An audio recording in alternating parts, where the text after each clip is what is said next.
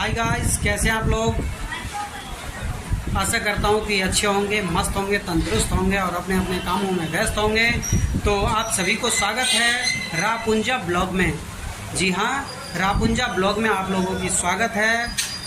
अगर इस चैनल पे आप नए हैं तो फटाफट सब्सक्राइब कर लीजिए, लाइक कीजिए, अच्छे लगे वीडियो तो उसको शेयर कीजिए, ज़्यादा से ज़्यादा शेयर कीजिए और अपना प्यार दुलार बनाए रखिए। तो जी हाँ दोस्तों, आप सभी को रक्षाबंधन की ढेर सारी शुभकामनाएं और ढेर सारी बधाई। आप लोग भी रक्षाबंधन आज मनाए होंगे और मैंने भी देखो कैसे मनाए आज रक्षाबंधन, वो आप लोगों को दिखाता हूँ। अगर अच्छा लगे तो ज़रूर शेयर करना अपने दोस्तों में और लाइक शेयर करना, कमेंट करना।